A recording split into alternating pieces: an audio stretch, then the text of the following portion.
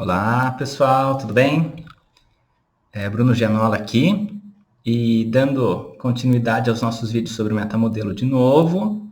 Vou falar nesse vídeo mais 3 padrões, os 3 padrões finais que eu ainda não falei nos vídeos anteriores. Se você não viu, acompanhe aqui, né, os vídeos anteriores que tem os outros padrões lá. Inclusive, o primeiro vídeo que eu falo sobre o metamodelo, eu falo alguns fundamentos que são importantes para a gente entender e conseguir aplicar o metamodelo.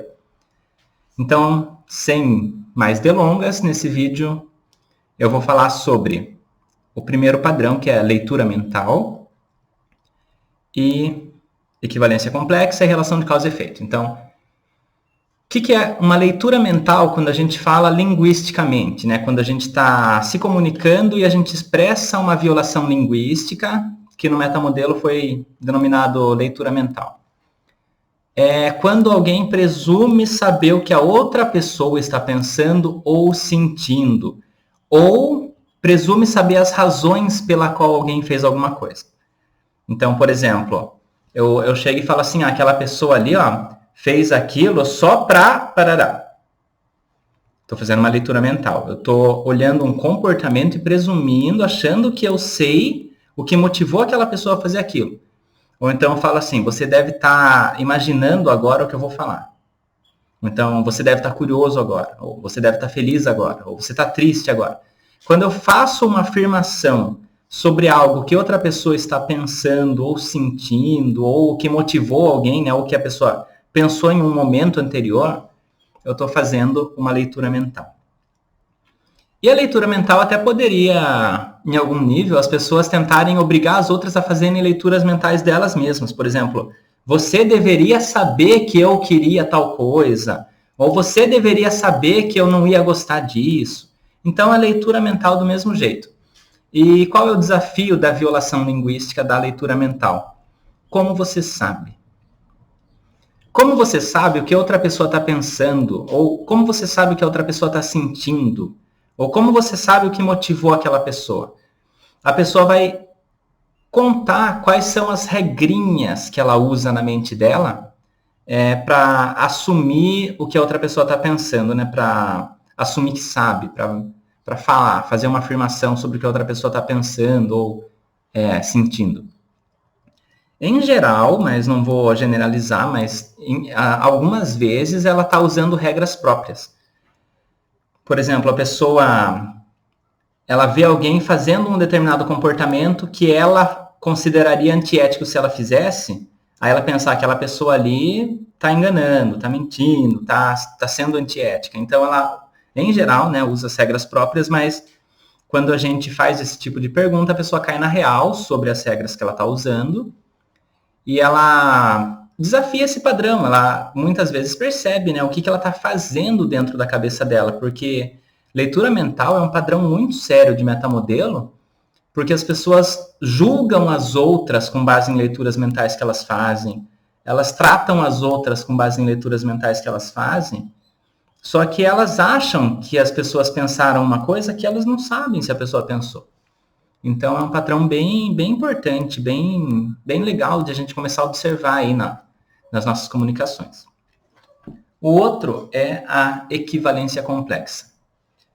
É quando alguém pega duas coisas que não têm relação necessariamente e fala como se parecessem a mesma coisa. Por exemplo,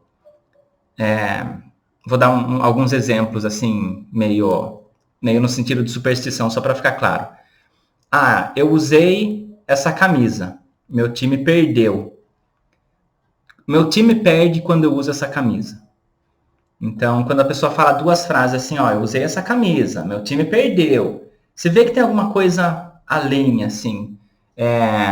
Ou quando ela fala assim, você tá me olhando desse jeito, você tá bravo comigo.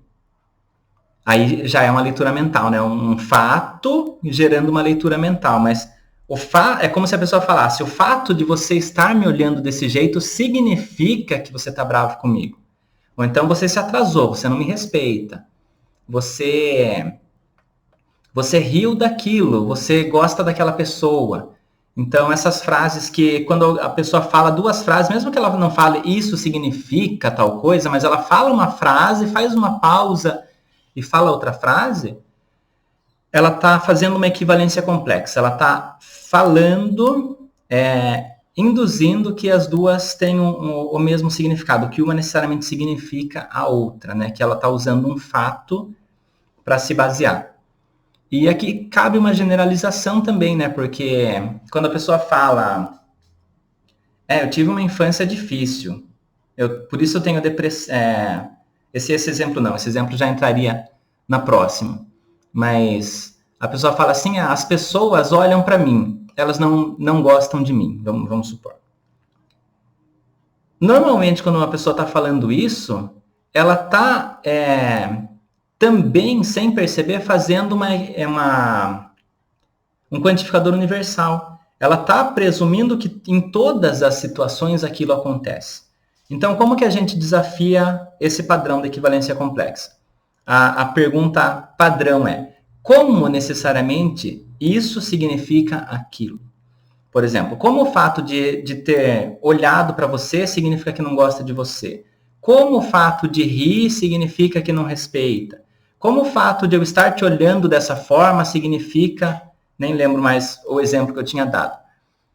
Como o fato de você ter usado essa camiseta mudou o resultado do seu time de futebol, né? Então, como X significa Y? Como essa coisa significa o mesmo que essa coisa aqui? Mas a gente poderia perguntar também outras coisas. Por exemplo, isso sempre significa aquilo? Teve alguma vez que alguém te olhou desse jeito e você sabia que a pessoa gostava de você? Ou teve alguma vez que a pessoa se atrasou, mas mesmo assim a pessoa te respeitava? E uma outra perguntinha seria, o que precisaria acontecer para alguém se atrasar e mesmo assim você saber que a pessoa respeita? Então a gente começa a encontrar outras coisas aqui para complementar o mapa da pessoa. E uma outra sacada muito legal da equivalência complexa é quando você inverte o índice referencial. Por exemplo, a pessoa está falando assim, que a outra pessoa se atrasou, então não a respeita. Se você perguntar assim, então você está dizendo que todas as vezes que você se atrasa é porque você não respeita a pessoa?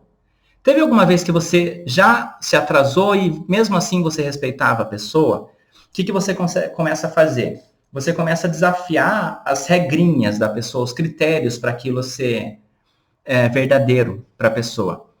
E o outro padrão é a relação de causa e efeito. Relação de causa e efeito. É meio parecido, mas uma coisa vem antes e outra coisa vem depois. Por exemplo, eu dormi mal, eu não vou conseguir fazer esse trabalho. Agora sim, entra aquele que eu tinha falado, né?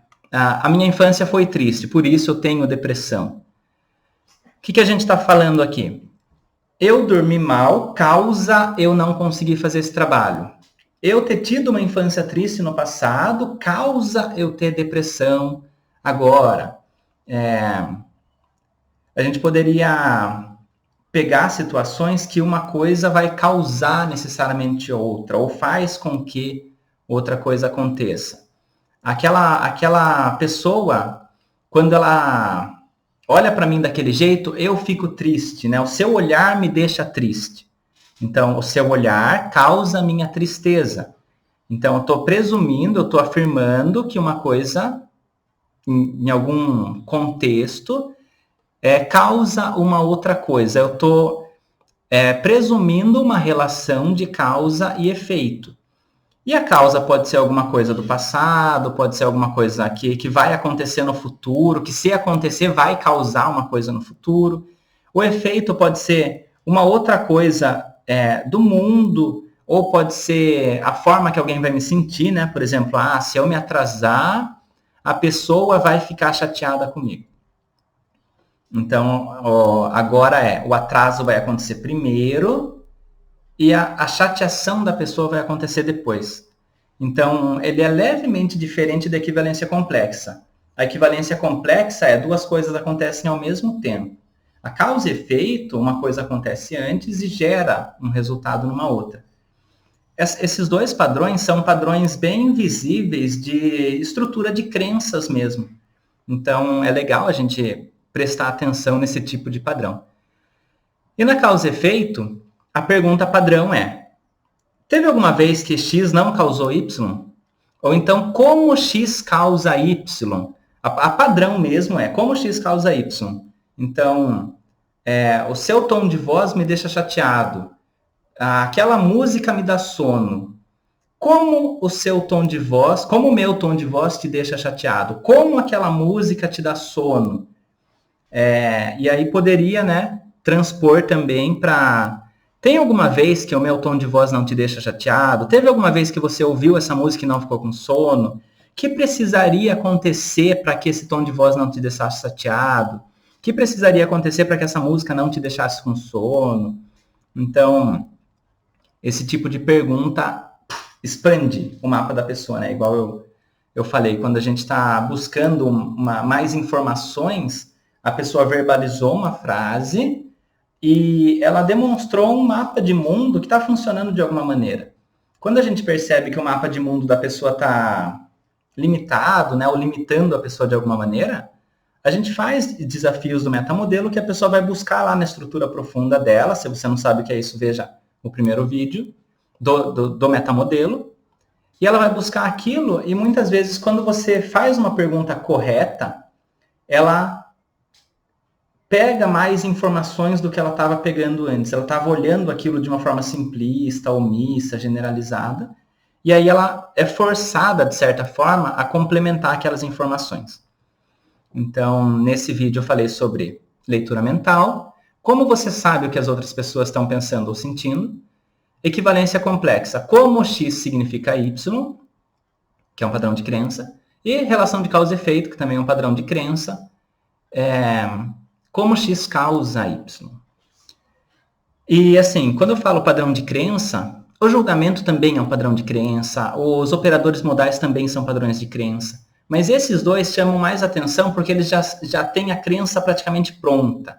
Então, não que são só esses os padrões de crenças, e sim que esses são os padrões que a crença está pronta já. Então, se você conhece um padrão de ressignificação, prestidigitação linguística, do jeito que está a crença em causa e efeito, equivalência complexa, você já consegue fazer uma pequena intervenção verbal que vai ajudar a pessoa a reformular essa frase. Então, nesse vídeo eu vou parando por aqui. E no próximo vídeo eu vou dar algumas dicas sobre como usar o metamodelo na prática. Então, obrigado por enquanto aí por terem assistido. Valeu, até a próxima.